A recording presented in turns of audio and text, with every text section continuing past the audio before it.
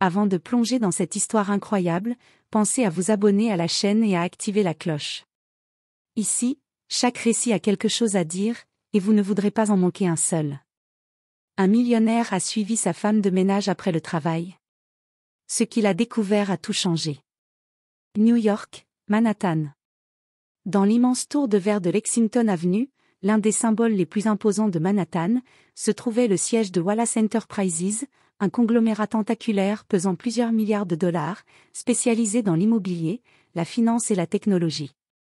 Au sommet de cette tour de 50 étages, perché dans un penthouse aussi vaste qu'un musée, vivait Richard Wallace, 58 ans, un homme dont le regard glacé et les costumes sur mesure suffisaient à imposer le silence dans une pièce. On disait de lui qu'il pouvait sentir un échec avant même qu'un projet ne commence. À la tête de son empire depuis 3 décennies, Richard était respecté, craint, parfois admiré, mais rarement aimé. Il vivait dans un univers de marbre, de verre poli, d'ascenseurs privés, de réunions avec des ministres, et de décisions qui faisaient ou défaisaient des milliers d'emplois. Sa résidence personnelle, occupant tout le dernier étage, ressemblait davantage à un sanctuaire minimaliste qu'à un foyer. Aucun objet personnel, aucun cadre familial, aucun désordre. Tout était blanc, froid, fonctionnel. L'homme détestait l'imprévu. Il aimait que les stores se lèvent à 6 heures précises, que le café soit servi à 6h15, et que le silence règne à partir de 22 heures. Le personnel y travaillait comme dans un ballet invisible. Aucun bruit, aucun mot de trop. Et pourtant, parmi cette discrète armée de cuisiniers, majordomes et intendants, une personne retint son attention, Maria Alvarez.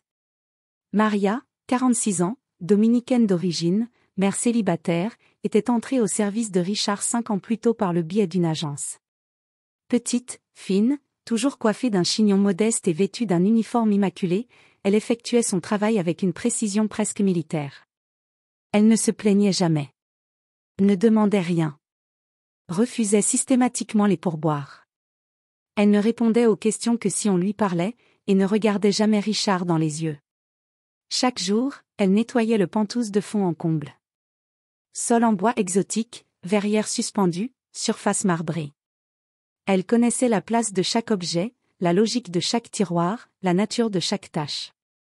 Elle faisait preuve d'une élégance naturelle dans les gestes, sans jamais donner l'impression de se presser ou de perdre du temps. Et surtout, elle disparaissait dès qu'elle avait terminé, sans bruit, comme une ombre.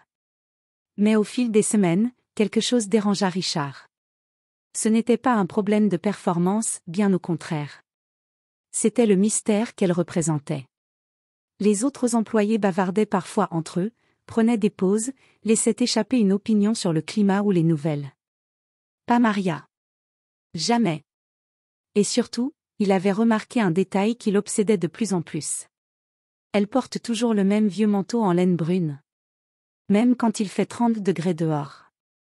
Ce manteau, râpé au poignet, fermé par une simple ceinture en tissu élimé, contrastait violemment avec la propreté de son uniforme. Il jurait avec le décor luxueux, mais Maria le portait comme un soldat porterait son uniforme. Par devoir, par habitude, peut-être même par nécessité. Un jour, alors qu'il sortait d'une vidéoconférence tendue avec des actionnaires étrangers, Richard la croisa dans le couloir. Elle venait de terminer, son chariot bien rangé, son regard baissé. « Vous ne souhaitez pas qu'un chauffeur vous dépose ? » « Il pleut, » dit-il sans réfléchir. Maria leva à peine les yeux, et répondit doucement. « Non, merci monsieur. Je suis habituée. » Elle appuya sur le bouton de l'ascenseur, et disparut. Ce fut la première fois qu'elle lui parlait autrement qu'en hochant la tête. Et cela suffit à planter une graine de curiosité dans l'esprit de l'homme d'affaires. Le soir même, Richard resta pensif plus longtemps que d'habitude. Il regarda la pluie tomber sur les vitres de son penthouse, un verre de bourbon à la main. Les chiffres, les tableaux, les investissements, tout semblait soudain moins net. Qui est-elle vraiment ? Pourquoi ce silence ? Et que fait-elle, chaque soir, une fois qu'elle quitte cet endroit ? Il ne le savait pas encore, mais cette question allait le hanter et changer sa vie. Un soir d'automne, New York s'était habillé d'un manteau de pluie fine et de vent discret. Des éclats de lumière orange se reflétaient sur les trottoirs luisants, et le grondement des taxis semblait plus lointain, étouffé par l'humidité. Depuis le dernier étage de sa tour, Richard Wallace fermait son ordinateur portable, fatigué d'une longue visioconférence avec les investisseurs japonais. Il massa ses tempes, jeta un coup d'œil vers les grandes baies vitrées, et l'aperçut. Là, en bas, dans l'entrée du bâtiment, Maria quittait discrètement les lieux. Aucun parapluie. Juste ce même manteau brun, élimé, ceinturé à la taille, et un petit sac de toile en bandoulière. Elle descendait les marches sous la pluie, sans hésitation, comme si les gouttes ne la concernaient pas. Elle tourna à l'angle, puis s'éloigna à pied dans la nuit. Richard hésita à peine. Il enfila rapidement son trench noir, prit les clés de son SUV discret, un modèle qu'il réservait pour circuler anonymement, et descendit par l'ascenseur de service. Il avait déjà oublié sa fatigue. Il n'avait aucune idée de ce qu'il faisait, ni pourquoi. Il savait juste qu'il devait la suivre. Maria marchait d'un pas rapide mais régulier, sans jamais se retourner. Elle ne courait pas, elle avançait comme si chaque mètre faisait partie d'un itinéraire précis, presque ritualisé. Richard la suivait à distance, roulant doucement, feux éteints, les essuie-glaces glissant sur le pare-brise comme des murmures. Elle traversa Harlem, longea quelques stations de métro, puis entra dans le South Bronx, là où les tours d'acier et de verre laissent place aux briques rouges, aux tags effacés, et aux escaliers de secours qui grincent. Des passants pressés, des vendeurs de hot-dogs sous des bâches trempées, et de vieux bâtiments fatigués formaient le décor. Enfin, Maria s'arrêta devant un vieil immeuble en briques, au coin d'une rue peu éclairée. Un modeste local au rez-de-chaussée, dont l'enseigne à moitié effacée indiquait autrefois une boutique. Aujourd'hui, une lumière jaune s'en échappait. Aucun panneau, aucune indication. Juste une poignée de vélos mal rangés devant la porte. Richard gara son véhicule à une 50aine de mètres, coupa le moteur, abaissa légèrement la vitre. Il attendit. Puis, poussé par un mélange d'instinct et de trouble, il sortit, referma la portière sans bruit et marcha jusqu'à la vitrine. Ce qu'il vit à travers la vitre le saisit au ventre. À l'intérieur, la pièce avait été transformée en une petite salle de classe improvisée. Les murs étaient couverts de dessins d'enfants, de cartes du monde froissées, d'affiches pédagogiques faites à la main. Sur les étagères branlantes s'entassaient des cahiers, des crayons cassés, des dictionnaires défraîchis. L'air semblait tiède, vivant, vibrant. Et là, au centre, se tenait Maria. Pas en uniforme, mais en simple pull beige et jupe longue. Elle souriait. Un vrai sourire, chaleureux, lumineux, très différent du visage réservé qu'elle portait dans l'appartement de Richard. 12 enfants de tous âges étaient assis devant elle. Ils semblaient captivés. Certains griffonnaient, d'autres levaient la main. Un garçon, peut-être 9 ou 10 ans, s'exclama. « Madame Maria, c'est quoi une métaphore ?» Elle s'agenouilla pour être à sa hauteur, prit son cahier, et dit. « Une métaphore, c'est quand on compare deux choses sans dire « comme ». Par exemple, ton cœur est un tambour qui bat trop vite quand tu as peur. Tu vois ? Ce n'est pas vraiment un tambour, mais on le dit pour que l'autre ressente ce que tu ressens. » L'enfant hocha la tête, fasciné. Richard sentit sa gorge se nouer. Pendant plus d'1 heure, il resta là, debout sous la pluie, sans bouger. Il vit Maria corriger des exercices, dessiner des formes au tableau, passer derrière chaque enfant pour murmurer un mot d'encouragement. Elle faisait tout avec une tendresse naturelle, comme si chaque élève était son propre enfant. Les enfants n'étaient pas bruyants, mais ils n'étaient pas figés non plus. Ils vivaient, ils s'exprimaient, ils se sentaient visiblement en sécurité. Et tout cela, grâce à cette femme qu'il croyait invisible. Un adolescent, timide, lui tendit une feuille. Elle la prit délicatement, s'agenouilla à nouveau, lut chaque phrase à voix basse, corrigea une faute en souriant, puis lui dit. « Tu as progressé. Vraiment. Tu vois, je t'avais dit que tu pouvais y arriver. » 2 heures plus tard, elle éteignit les lumières une à une, après avoir raccompagné les enfants avec un au revoir personnalisé pour chacun. « À demain, Malik. Dis à ta sœur que j'ai gardé son livre. Et toi, Nia, dors bien, tu as un grand jour demain. » Lorsqu'elle referma la porte derrière elle, Richard n'avait pas bougé. Il se rendit compte que ses vêtements étaient trempés. Il n'avait pas remarqué la pluie qui avait continué à tomber. Il resta là encore une minute, les mains dans les poches, les sourcils froncés, le cœur serré. Il venait d'assister à quelque chose de rare, de brut, de beau.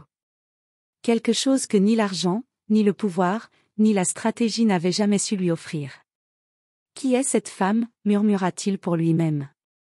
Mais la vraie question, qu'il n'osait pas encore formuler, était peut-être: et qu'est-ce que moi, j'ai fait de ma vie, pendant qu'elle faisait ça? Le lendemain matin, le ciel était encore chargé des résidus de pluie de la veille, et les vitres du Penthouse renvoyaient un éclat gris métallique. Richard, pourtant levé à l'aube comme à son habitude, ne s'installa pas devant ses dossiers. Il restait debout, immobile devant la baie vitrée, un café tiède à la main. Son esprit était ailleurs. Il revoyait le sourire de Maria, ses gestes doux, la chaleur de cette pièce éclairée par l'espoir plus que par l'électricité. Il revoyait ses enfants, confiants, attentifs, heureux. Et surtout, il revoyait la question muette qu'il n'avait cessé de se poser depuis la veille: comment est-ce possible? Et pourquoi elle? À 8 heures précises, il appuya sur l'interphone. Julian, viens me voir. Sans tarder. Quelques minutes plus tard, Julian Parker, son assistant personnel depuis 10 ans, entra dans le bureau vitré. Un jeune homme efficace, loyal, au regard perçant. Richard ne perdit pas de temps. Trouve-moi tout ce que tu peux sur Maria Alvarez. Discrètement. Pas d'agence. Pas de fichier RH. Je veux tout savoir. Adresse. Situation familiale. Ce qu'elle fait en dehors de ce travail. Ce que personne ne voit. Je veux comprendre qui elle est vraiment. Julian haussa un sourcil, surpris par la demande. Très bien. Je m'en occupe. Quelques heures plus tard, Julian revint, un dossier mince à la main, mais le visage inhabituellement grave. Voilà ce que j'ai trouvé, monsieur Wallace. Richard feuilleta rapidement les premières pages. Son regard s'arrêta net sur une photo, celle de Maria, souriante, les bras autour d'une jeune fille brune, frêle, les yeux grands ouverts, fixant l'objectif avec intensité. C'est sa fille. Lucia, 12 ans. Diagnostiquée autiste à l'âge de 4 ans. Non verbale, mais extrêmement expressive avec le dessin et la musique. Richard referma doucement la page, comme pour ne pas déranger l'instant figé sur la photo. Julian poursuivit, plus bas. Maria vit dans un 2 pièces au 3e étage d'un immeuble social dans le Bronx, à 25 minutes à pied du local que vous avez vu hier soir. Elle n'a pas de voiture. Elle travaille ici 6 jours sur 7, puis elle donne chaque soir, de 18h30 à 20h30, des cours gratuits à une douzaine d'enfants du quartier. Depuis 5 ans, murmura Richard. Oui. Elle a appelé ça la main levée. C'est elle qui l'a fondée. Aucun soutien officiel. Aucun mécène. Elle refuse systématiquement les dons que certains parents ont voulu lui faire. Pourquoi? Julian tourna une autre page.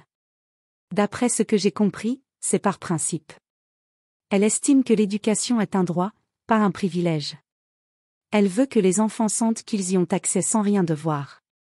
Elle paie de sa poche les fournitures, les livres, même les goûters. Elle achète souvent dans les boutiques de seconde main. Richard se laissa tomber dans son fauteuil. Il ne parlait plus. Il ne pensait même plus à son entreprise, à ses chiffres, à ses obligations. Il repensait à la précision de Maria au travail, à ses silences, à cette dignité discrète. Et à cette force invisible qu'elle portait en elle, qu'il n'avait jamais su voir. Ou peut-être n'avait-il jamais pris le temps de regarder. Il regarda à nouveau la photo de Maria et de sa fille. 2 vies fragiles, invisibles dans l'ombre des tours de Manhattan, et pourtant plus courageuses que tout ce qu'il avait jamais connu. L'ironie le frappa de plein fouet. Lui, Richard Wallace, habitué à décortiquer les profits, à déceler les failles humaines, à signer des chèques à 8 chiffres, était passé pendant des années à côté d'une héroïne silencieuse dans sa propre maison. Une question monta en lui comme une marée. Et moi, je fais quoi avec tout ce que j'ai? À quoi servent mes milliards si je ne vois pas ça? Il posa le dossier sur la table. Et pour la première fois depuis longtemps, Richard ne pensa pas à ce qu'il devait faire pour son entreprise, mais à ce qu'il devait faire pour quelqu'un d'autre. Le soir suivant, l'air était frais, teinté d'une légère brise qui faisait danser les feuilles mortes sur les trottoirs de Manhattan. La journée touchait à sa fin dans la tour Wallace, et comme à son habitude, Maria Alvarez terminait son service à la minute près, son uniforme impeccable, son regard discret, son pas rapide et régulier. Mais ce soir-là, quelqu'un l'attendait. Appuyé contre une colonne en marbre près de l'entrée de service, Richard Wallace, vêtu d'un manteau sobre, mains dans les poches, l'observait sans que ses traits ne trahissent l'agitation intérieure qui le rongeait. Il ne savait pas exactement ce qu'il allait dire. Il n'avait pas préparé de discours. Il était venu en homme, pas en patron. Lorsque Maria franchit la dernière porte, sac en bandoulière, manteau brun sur les épaules, elle s'arrêta net en le voyant. « Monsieur Wallace !» Un silence tendu flotta entre eux, brisé seulement par le vrombissement lointain d'un bus qui passait. Richard s'avança de 2 pas. « Je sais ce que vous faites, Maria. » Elle se figea. Son visage resta impassible, mais ses doigts se crispèrent légèrement sur la lanière de son sac. « Vous, m'avez suivi ?» Il hocha la tête, lentement. « Oui. Et ce que j'ai vu, m'a bouleversée. » Maria détourna brièvement les yeux. Loin de l'ascenseur social qu'elle n'avait jamais sollicité, elle avait toujours cultivé une barrière prudente entre sa vie et celle des puissants. Elle s'attendait à un jugement, une remontrance, ou pire, à une intrusion. Mais Richard continua, sans empressement, d'une voix posée. « Je dirige une fondation caritative, Maria. Elle existe depuis des années. Dormante. Créée pour faire bonne figure, à l'époque. Je n'y ai jamais rien fait de sincère. Juste ce qu'il fallait pour que mon nom figure sur des plaques. » Elle fronça légèrement les sourcils, intriguée, mais garda le silence. « Ce que vous faites, avec rien, ce que vous donnez, ça m'a renversé. J'aimerais financer votre centre. » Elle recula d'un demi-pas. « Je ne cherche pas la pitié. Ni la charité. Ce n'est ni l'un ni l'autre. Je vous propose un appui, sans condition. Sans publicité. Sans caméra. Sans que vous changiez quoi que ce soit. Je vous offre les moyens, mais vous gardez le cap, c'est vous qui décidez. » Maria le fixa longuement, comme pour chercher une faille dans ses intentions. L'homme qu'elle voyait n'avait rien à voir avec le patron distant qu'elle connaissait depuis 5 ans. Il semblait sincère. Humain.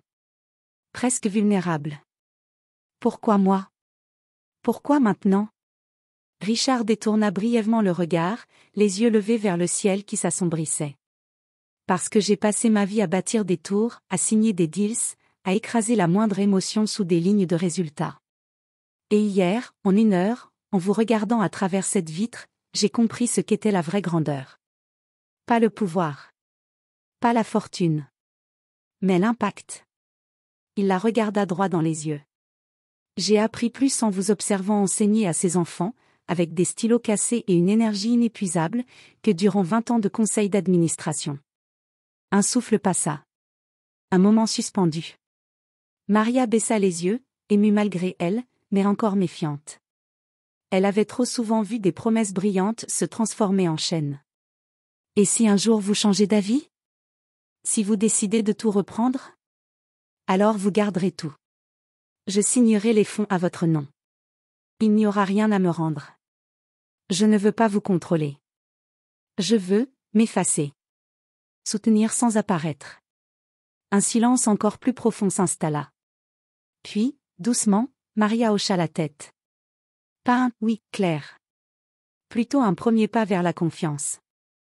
Je vais y réfléchir. Richard sourit, presque imperceptiblement. Il avait appris à détecter les micro-signes. Ce petit mouvement de tête, ce timbre dans la voix, il savait qu'une porte venait de s'entr'ouvrir. Je suis prêt à attendre. Mais sachez que, quoi qu'il arrive, je vous respecte infiniment. Et pour la première fois depuis qu'elle travaillait pour lui, Maria Alvarez le regarda droit dans les yeux. Ce regard ne contenait ni peur ni gratitude. Il contenait quelque chose de plus rare encore, de la reconnaissance mutuelle. 1 an plus tard dans le même quartier du Bronx, au coin d'une rue où les sirènes résonnaient autrefois plus fort que les rires d'enfants, quelque chose avait changé. La petite salle vétuste de la main levée, avec ses chaises branlantes, ses livres cornés et ses murs décolorés, avait laissé place à un centre éducatif moderne, mais profondément humain. Le bâtiment, réhabilité avec respect, conservait encore la façade de briques d'origine, mais à l'intérieur, la transformation était saisissante. Des ordinateurs portables recyclés, soigneusement rangés dans un coin, permettaient aux enfants d'apprendre à coder ou de faire leurs devoirs en ligne. Des bibliothèques basses, accessibles aux plus petits, débordaient de livres neufs et d'ouvrages en plusieurs langues. Un espace avait été aménagé pour les enfants à besoins particuliers, avec coussins sensoriels, jeux éducatifs adaptés, et même une assistante spécialisée présente plusieurs jours par semaine. Au fond, une petite cuisine communautaire diffusait des odeurs de soupe, de pain grillé et de chocolat chaud, des repas simples, mais offerts avec dignité à chaque enfant, surtout à ceux pour qui l'école était parfois le seul lieu sûr. Des fresques colorées, peintes par les enfants eux-mêmes, ornaient les murs. L'une d'elles représentait une grande main ouverte entourée de petites étoiles. En dessous, on lisait. Ici, personne n'est invisible. Maria Alvarez en était toujours la directrice. Rien n'avait changé dans sa manière d'être. Elle portait ses robes simples, sa montre usée, ses carnets manuscrits.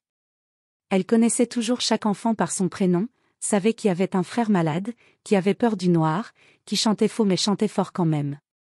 Elle refusait obstinément de déménager vers un quartier plus tranquille ou plus propre.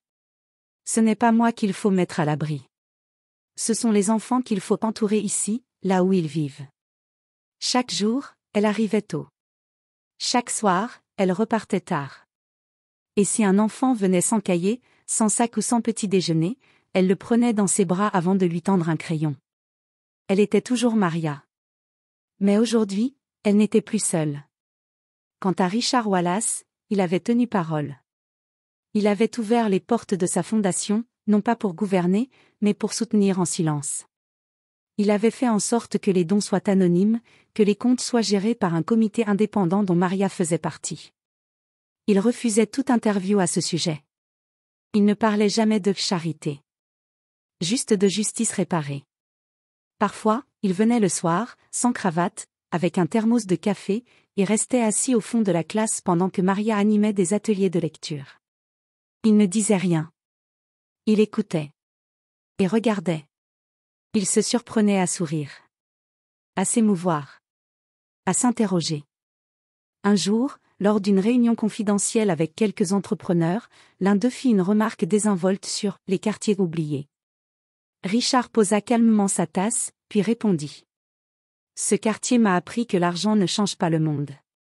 Ce sont les cœurs comme celui de Maria Alvarez qui le font.